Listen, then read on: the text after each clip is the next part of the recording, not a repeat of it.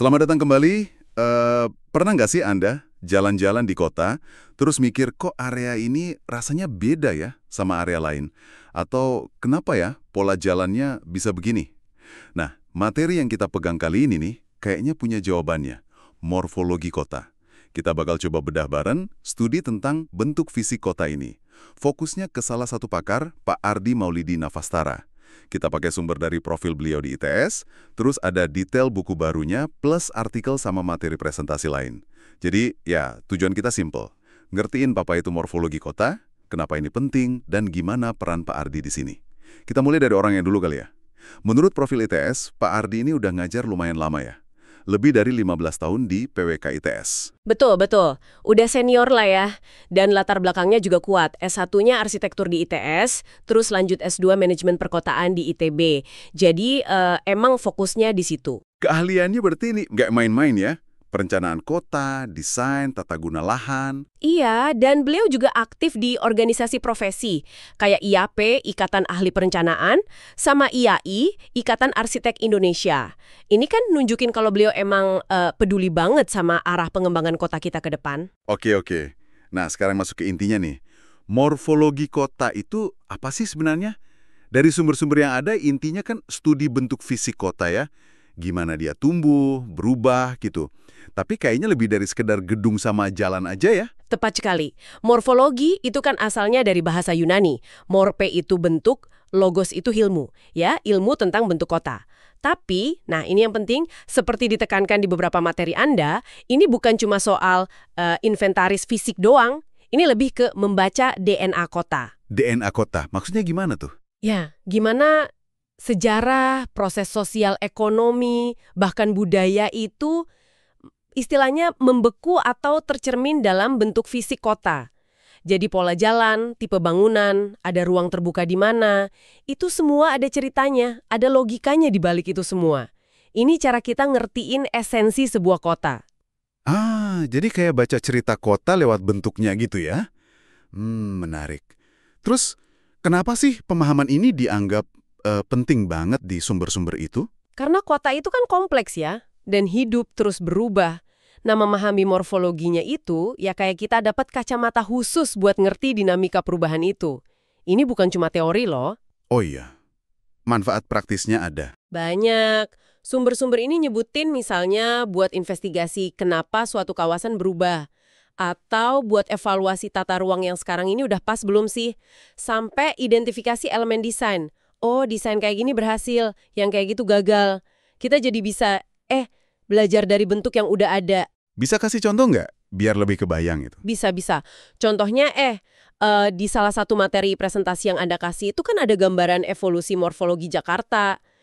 Itu jelas banget nunjukin gimana kita bisa baca sejarah kota dari bentuk fisiknya. Nah iya tuh, Jakarta. Gimana tuh ceritanya? Ya, materi itu nunjukin jejak sejarahnya. Mulai dari pelabuhan kecil Sunda Kelapa. Terus jadi kota kolonial, Batavia. Yang ada pola grid sama kanal khas Belanda itu kan? Iya, yang di kota tua itu ya. Betul. Terus ada fase ekspansi ke selatan, zaman Koningsplein, yang sekarang jadi area Monas dan sekitarnya, sampai akhirnya ya meledak jadi kota metropolitan gede kayak sekarang setelah kemerdekaan. Tiap fase itu ninggalin jejak. Jejaknya kelihatan di mana? Di pola jalannya, kepadatan bangunannya, di mana pusat keramaiannya pindah, itu semua cerminan keputusan masa lalu, tekanan ekonomi, sosial, politik. Nah, itu kekuatan analisis morfologi. Kelihatan banget prosesnya. Wah, masuk akal banget sih. Nah, ngomong-ngomong soal pendalaman materi, buku terbaru Pak Ardi sama rekan-rekannya, Morfologi Kota, yang katanya terbit 2025 ini, kayaknya bakal jadi rujukan penting ya. Deskripsinya sih kedengarannya lengkap banget. Ya bakal bahas dari konsep dasar banget, terus sejarah studinya di berbagai negara, Inggris, Italia, Prancis disebut tuh, sampai elemen pembentuk kota dan proses transformasinya gimana. Lengkap lah pokoknya. Pendekatannya juga luas ya, nyambungin teori sama praktek perencanaan perancangan. Betul, bahkan nyambung ke tipologi bangunan, terus aspek sosial, ekonomi, lingkungan. Tujuannya jelas, ngasih perspektif baru buat kita ngelihat kota. Kota sebagai sesuatu yang ya terus tumbuh dan berkembang. Kalau elemen pembentuknya sendiri nih, apa aja yang paling utama disebut di materi-materi ini? Ada bangunan, plot atau kaveling, blok, jalan, guna lahan, ruang terbuka. Banyak ya? Mungkin biar gampang bayanginnya, lihat aja sebagai lapisan-lapisan gitu. Ada bangunan, terus tanah tempat dia berdiri, itu plot atau kaveling. Terus plot-plot ini ngumpul jadi blok. Oke. Nah, blok-blok ini dihubungkan sama jaringan, yaitu pola jalan sama ruang terbuka. Yang paling penting itu gimana semua elemen ini nyambung, saling ngaruh, dan berubah bareng seiring waktu. Dan cara analisanya gimana? Kan tadi disebut ada macam-macam ya pendekatannya. Ya banyak caranya. Ada yang fokus ke sejarahnya, gimana dia berkembang secara geografis. Ada juga analisis spasial yang lebih kuantitatif, pakai angka. Misalnya metode konfigurasi, kayak space syntax. Space syntax, kayaknya pernah dengar itu apa ya? Itu metode yang secara matematis Mhm. nganalisa gimana tata ruang itu ngaruh ke pergerakan orang, ke aktivitas. Di profil Pak Ardi juga disebut beliau pernah pakai metode ini. Kuncinya sih, ini ditekankan terus di materi Anda, kita harus lihat hubungan antara yang fisik, struktur, fungsi, visual, sama yang non-fisik. Non-fisik itu maksudnya? Ya, manusia, aktivitasnya, sosial, ekonomi, budaya, bahkan politik. Semua itu ikut ngebentuk kota dan juga dipengaruhi sama bentuk kotanya. Bolak-balik gitu hubungannya. Oke, oke. Jadi kalau kita tarik kesimpulan nih buat Anda yang dengerin, ngertiin morfologi kota ini ibaratnya kita dapat kacamata baru ya buat baca lingkungan sekitar kita. Bukan cuma lihat, oh ini gedung, ini jalan. Tapi lebih ke, cerita apa sih di baliknya?